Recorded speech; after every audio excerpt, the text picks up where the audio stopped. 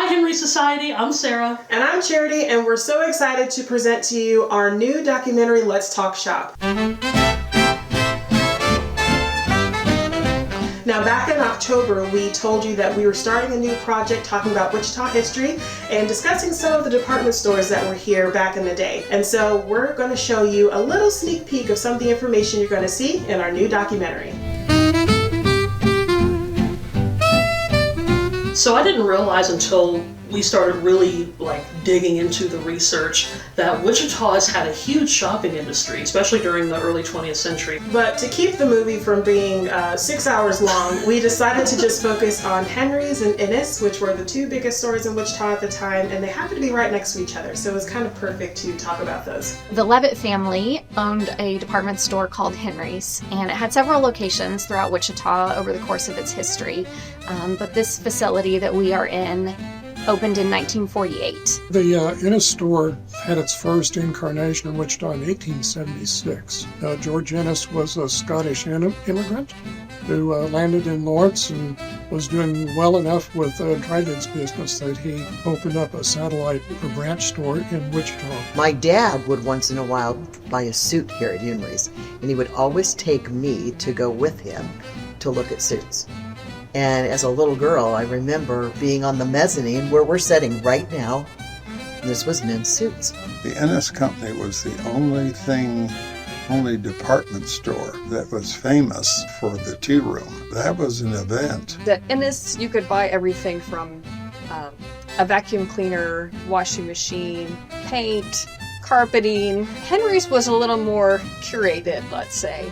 Their focus was primarily on clothing for men, women, and children. And before they opened that store in 1948, their sole focus was men's clothing. Walking in these doors, the smell of the perfume counters, it wasn't just running in, grabbing something and leaving. It is the experience. And this is something that I'm hearing a lot about nowadays trends, is the experience. They feel like it's a new thing, but that legacy kind of lived through Henry's, following up into the 70s and the 80s when I was working with Henry's.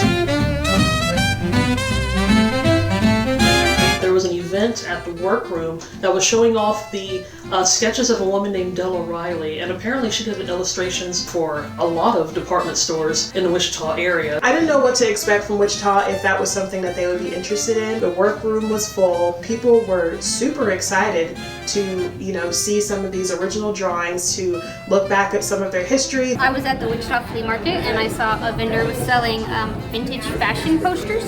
So I got 6 boxes of paper, and by the time I got home and started sorting through them, I saw it was so much more than just posters. It was advertising proofs. It was original drawings.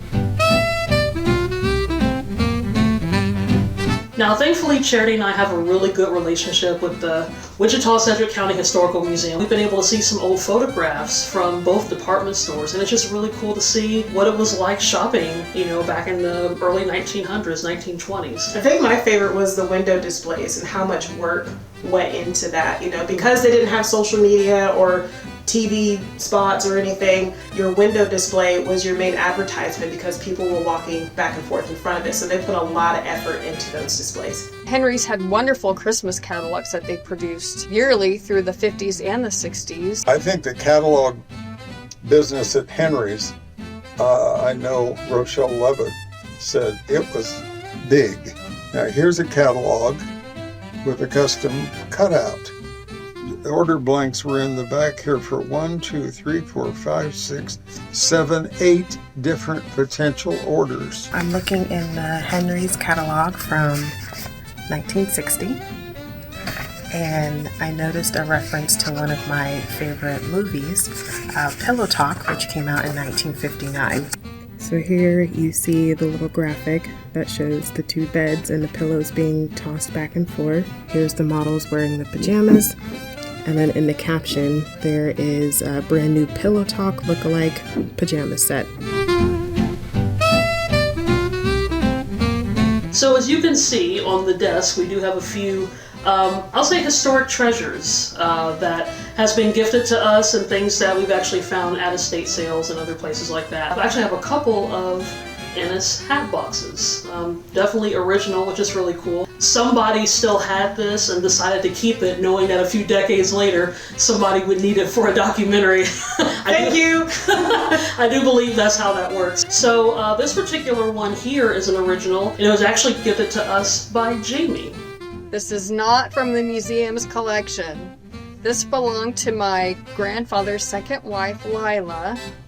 She was a businesswoman who worked downtown in the 1950s, and she bought this hat at Henry's. It's got feathers. It's just really charming. This would have been an expensive hat and probably a splurge for our Lila. This hat here I actually got from Facebook Marketplace. I bought it from a sweet old couple.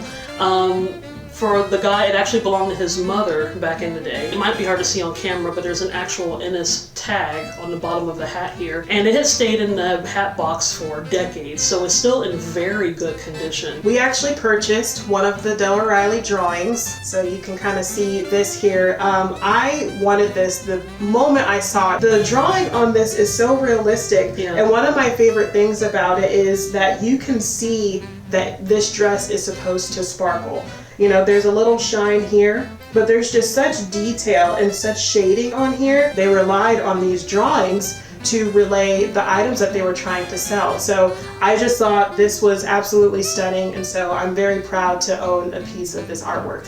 One of my good friends, his father owned Fortney Tile Company, and he told me that he had some old tile that he was going to sell or give to other people that might be interested in needing some things for historical preservation. And whenever I went there, he said, "Hey Sarah, you might go look up in the attic. There might be some things that you might be interested in."